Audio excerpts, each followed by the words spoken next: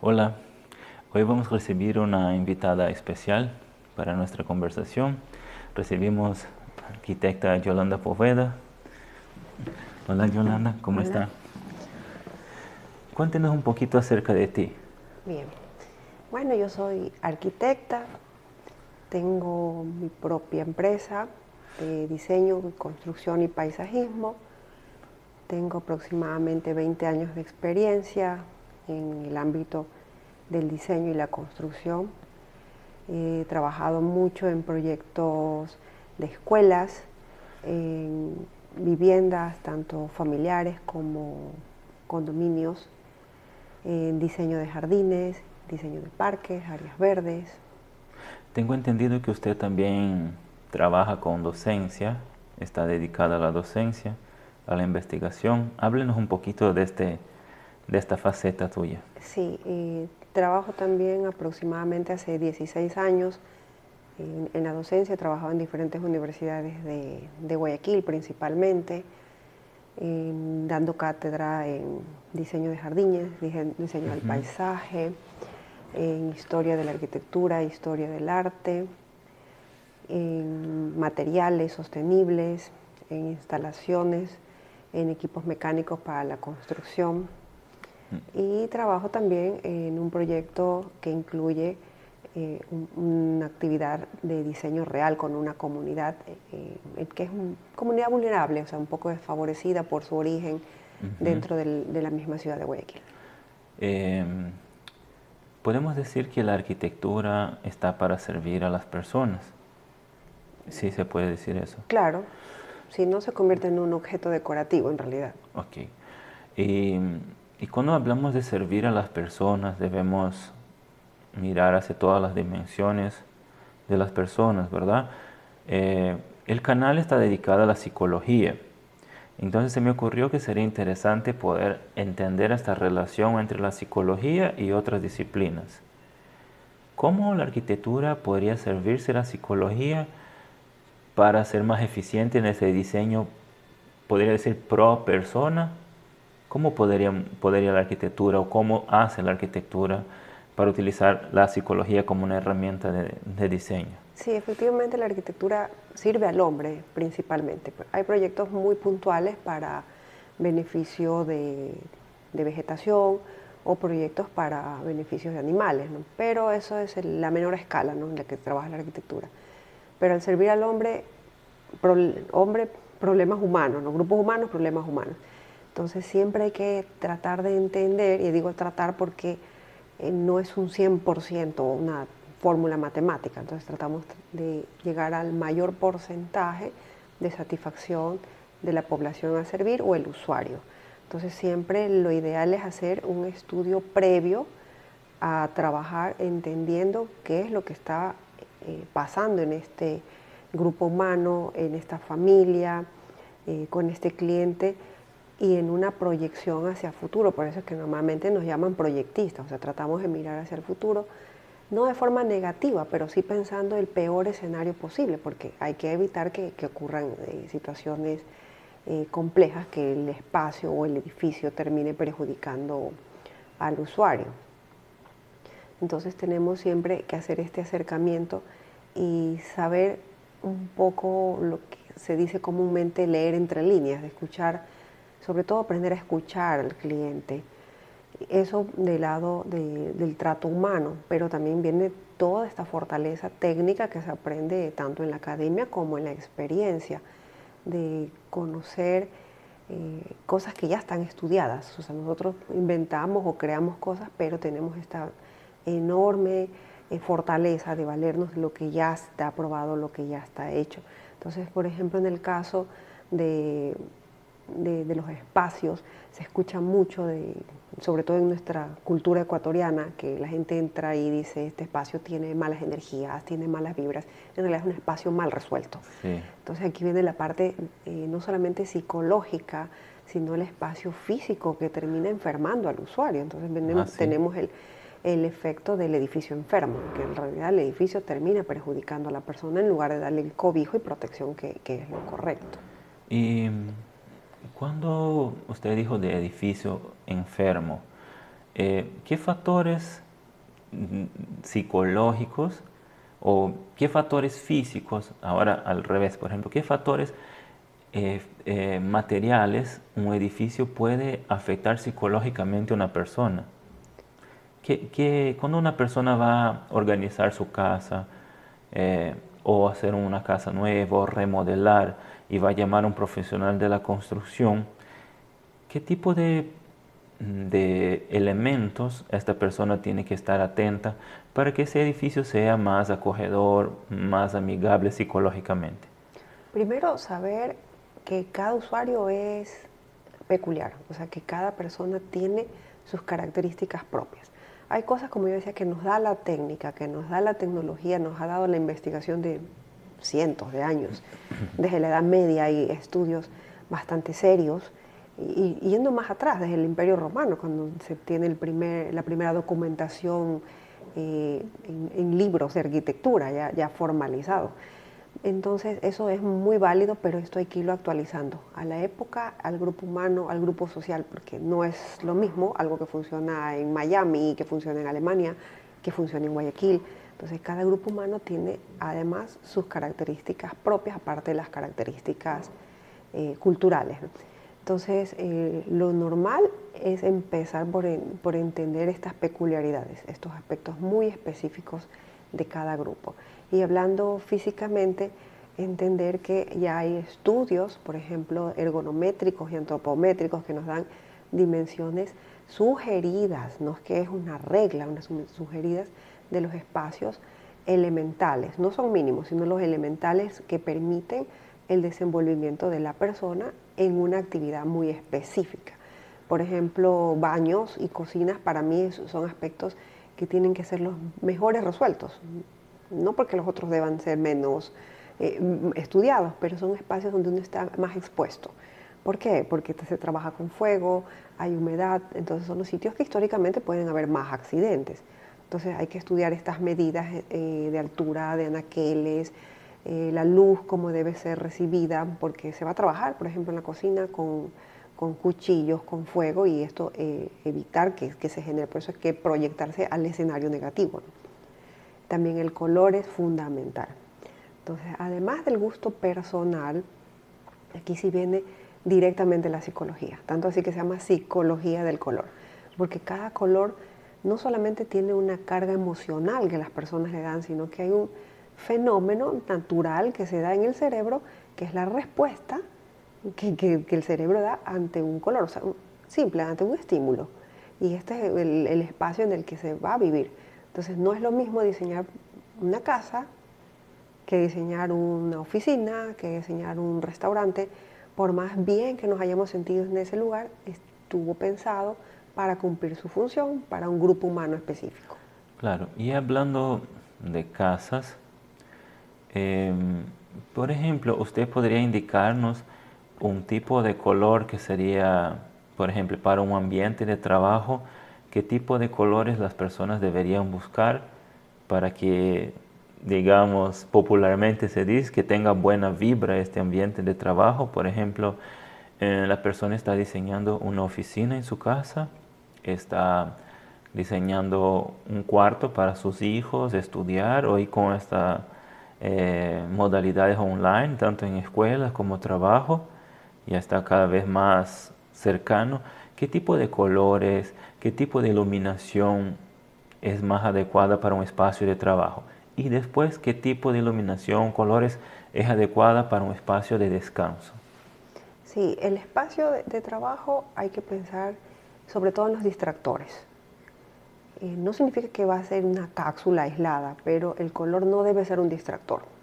Entonces hay que buscar colores que se enmarquen en lo neutro, no sean brillantes. ¿Por qué? Porque esto también permitirá que haya sombras y luces innecesarias. Por ejemplo, una pintura esmalte que tiene brillo reflejará o reflectará la iluminación, convirtiéndose en un distractor también. Entonces, además del color, estas características. Entonces, hay muchas tonalidades del blanco, y aunque parezca gracioso, el Sí, blanco tiene tonos, sí, sí los tiene. claro. Y por eso están las marcas con sus diferentes códigos, porque cada color corresponde a una variación de la luz que nos va dando esta tonalidad de blanco. Se puede complementar con otros tonos para no tener esta monotonía o monocromía, un solo color, sí, pero hay que evitar estos contrastes muy fuertes. O sea, no nos vamos a ir con un rojo, con un amarillo, con un azul, que son los primarios, o sea, de los que se desprenden los otros colores, porque nos genera este contraste muy chocante, muy disonante para el ojo. Entonces normalmente decimos algo me está sonando, algo me molesta en el ojo, es porque en realidad sí lo está haciendo. Nos está distrayendo, nos está causando un malestar. Y luego también hay que pensar un poco si es un espacio que yo lo puedo manejar como una vivienda, también incide un poco el gusto personal. Pero la idea es buscar un tono que no sea distractor hacia la paleta de los neutros. Sí.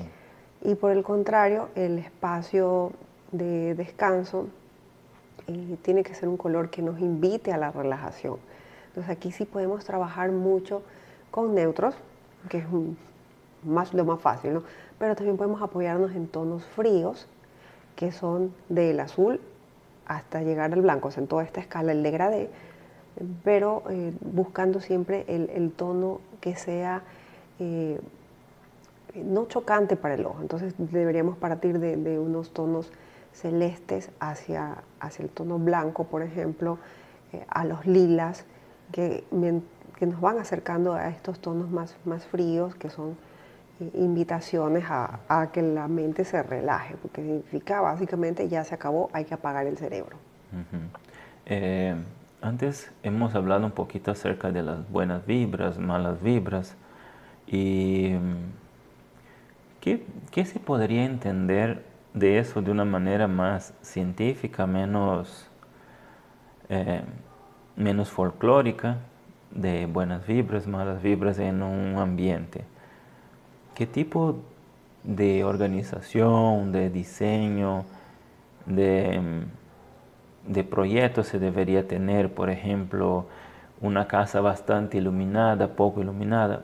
¿Qué elementos podemos poner para que sea un ambiente de buenas vibras? Sí, y aquí viene mucho el tema de la psicología. Esto está probado, no es que nosotros como arquitectos nos inventamos nada, pero el ser humano se conecta mucho con la luz natural. ¿Por qué? Porque también nos da sentido del paso del tiempo, nos conectamos. Y lo opuesto también es intencional. El caso clarísimo es lo que pasa en Las Vegas, ¿no? Los casinos no tienen esa conexión ni física ni visual con el exterior, porque ahí uno queda cautivo del espacio y totalmente se desconecta. Entonces el ser humano necesita este tipo de conexión. Así sea que uno tenga una ventana que le permita mirar a otro espacio, ya es un pequeño descanso mental de la actividad que esté haciendo, principalmente si uno trabaja desde la casa, ¿no? Lo bueno sería poder mirar a un área verde. ¿Por qué? Porque nuevamente el ser humano está conectado con la naturaleza. Por más que diga, yo no soy bueno para las plantas, no sé cuidarlas, sí es necesaria esta conexión, aunque sea visual, aunque uno no esté interactuando en ese espacio.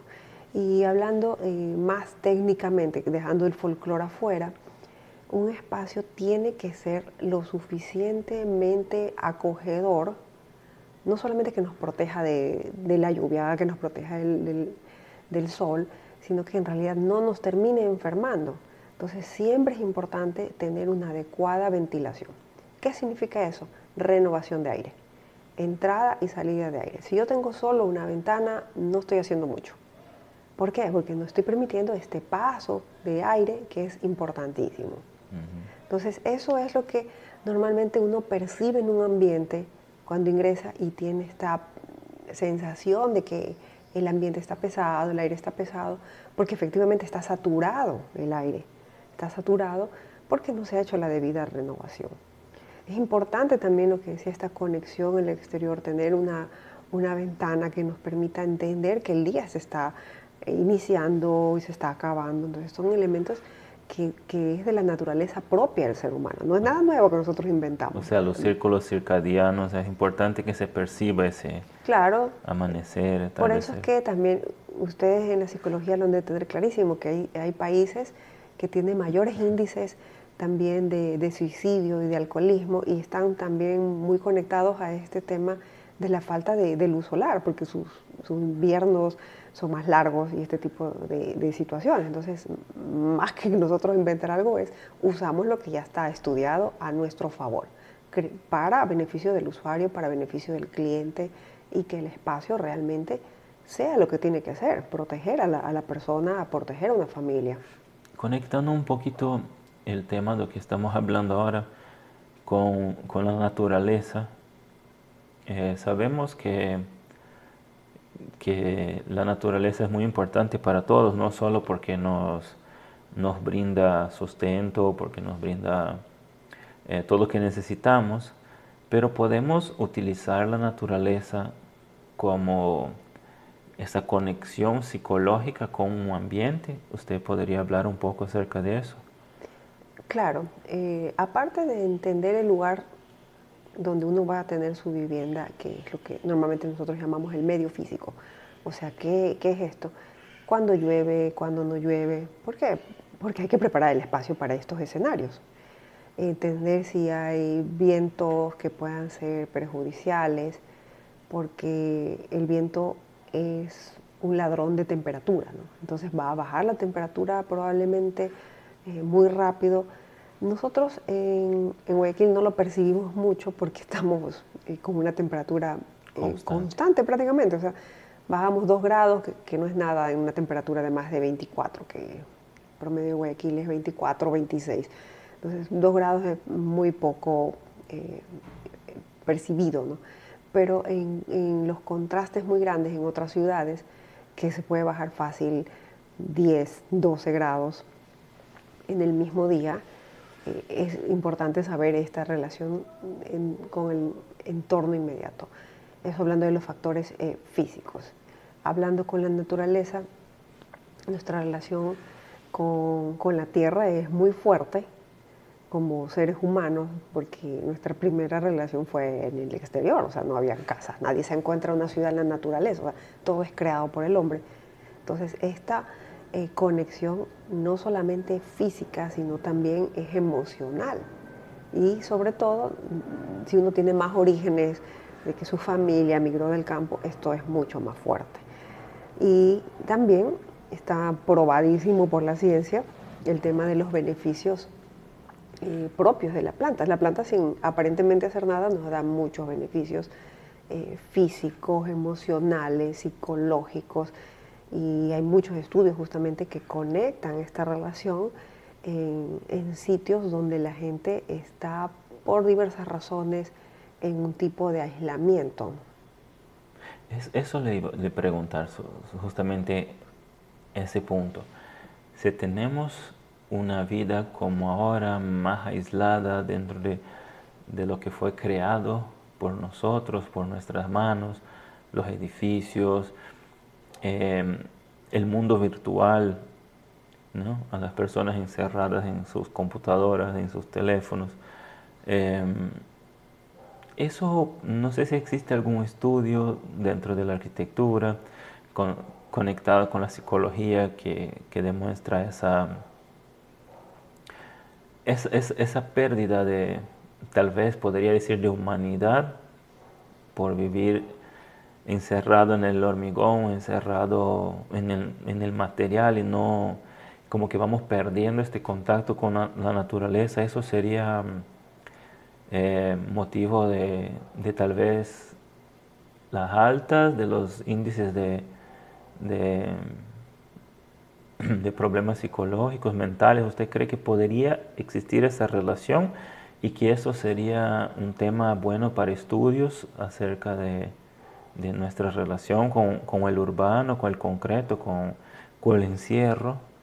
Ah, sí, por supuesto que hay una incidencia. De hecho, en la otra escala de la arquitectura, la más grande, que es el urbanismo y la planificación urbana, esto está más que estudiado, de la necesidad del espacio público, es decir, donde cualquier persona sin ninguna limitante pueda llegar. Entonces, es importantísimo, y Europa es un ejemplo de que esa necesidad es latente, y están siempre en la búsqueda de generar más espacios de convivencia. Recordemos que Europa son ciudades viejas, son antiguas, las ciudades vienen desde la época medieval hasta hoy sin mayores cambios. Entonces, ¿qué es lo que están haciendo muchas ciudades? Dándole espacio al peatón, al ciudadano de pie, dejando de lado el carro. Entonces, calles que hasta hace algunos años atrás eran usadas para circulación vehicular, se rediseñó las ciudades para que sean utilizadas por el peatón, por el ciudadano de pie. Y por Entiendo. otro lado, cuando esto no se puede hacer, son en domingos o en fines de semana, para que se pueda generar estos espacios de convivencia. Es que el ser humano es un ser social, o sea, no hay otra, necesita estar de una u otra forma conectado. Y de hecho, el mismo hecho de estar sentado, trabajando, aislado, los videojuegos, todo eso, termina perjudicándonos no solamente a nivel psicológico, sino a nivel físico.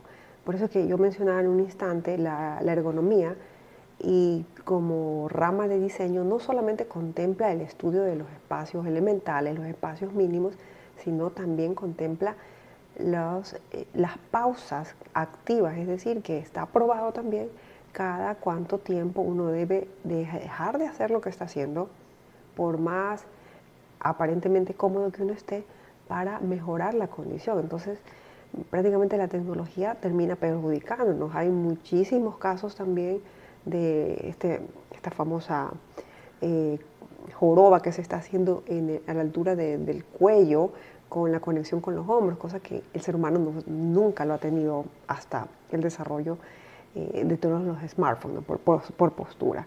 Las mismas pantallas con las luces, la luz azul, todo esto activa partes del cerebro y lo mantienen más activo. También están disminuyendo la visión natural de las personas. Podemos verlo clarísimo, el mayor porcentaje de personas utilizando lentes, porque la tecnología es nuestra herramienta, pero también puede ser nuestro enemigo si no sabemos manejarla en la dimensión correcta, no depender totalmente de ella, sino simplemente valernos de ella. Una última pregunta aquí para encerrar.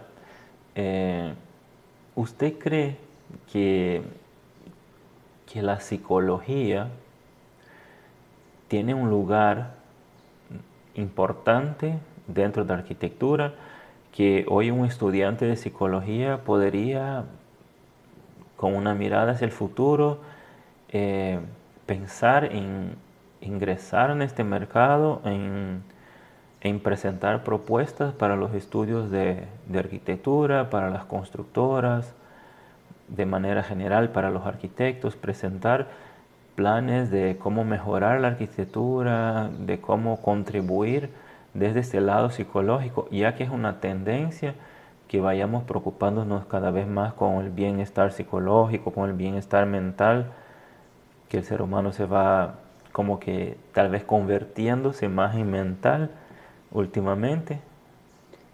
Por supuesto, de hecho, desde mi experiencia, yo les dije, tengo 20 años independiente, pero antes trabajaba para empresas. Desde mi experiencia, siempre lo he visto y lo digo tanto en mi campo como profesional, como docente, nunca estamos solos. No somos genios creadores, eso ocurre una vez en la humanidad, así Leonardo da Vinci se acabó. Pero ¿qué ocurre? Que ese hecho de decir no estamos solos es cierto, necesitamos de otras ramas, siempre necesitamos a un biólogo, necesitamos a un urbanista, porque la parte de la arquitectura hay que prepararse, necesitamos a un paisajista, necesitamos psicólogos, necesitamos sociólogos, necesitamos antropólogos. En el caso puntual mío, que también trabajo con una comunidad real, o sea, con seres humanos que no están en un papel, sino seres humanos que se benefician o se perjudican por nuestras decisiones. Yo estoy hablando de 1000 familias que dependen de la toma de decisiones de lo que nosotros hacemos.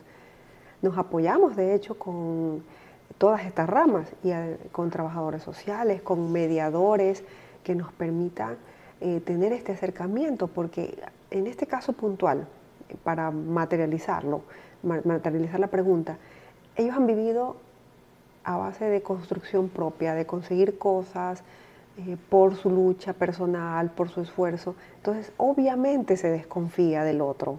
Entonces, ¿quién puede romper esta brecha? Son los psicólogos. Entonces, Nosotros podemos saber mucho de técnica, pero no sabemos, en algunos casos, tener este acercamiento. Entonces nosotros sí nos acompañamos en la vida real con muchos profesionales, a veces no se lo hace tan visible porque tal vez no sea tan popular, porque está el famoso arquitecto estrella, que es el referente, y nadie más ve su nombre y no se ve todo el equipo de trabajo. Entonces uno nunca está solo. Estos acercamientos, el entender que las necesidades son peculiares y particulares para cada persona.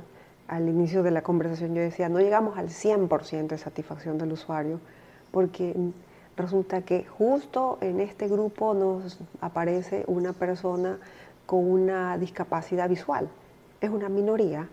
Entonces, ¿qué pasa? Casi nunca se piensa en ese escenario.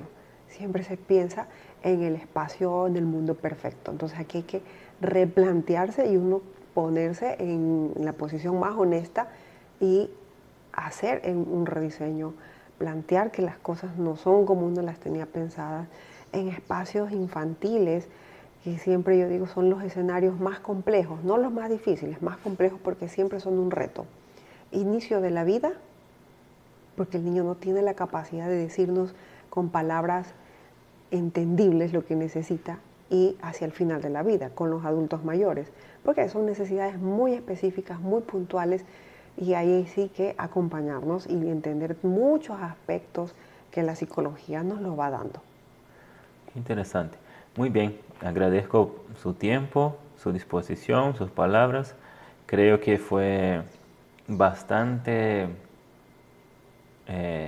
enriquecedor para nuestro contenido y saber que sí tenemos más campos de trabajo do que apenas el consultorio, las escuelas o las empresas, sino que podemos también estar en administración pública, estar en planificación de proyectos para viviendas. Agradezco bastante su disponibilidad y es esto. Hoy nos quedamos aquí, estuvimos con la arquitecta Yolanda Poveda. Un saludo a todos, hasta el próximo vídeo. Gracias. Listo.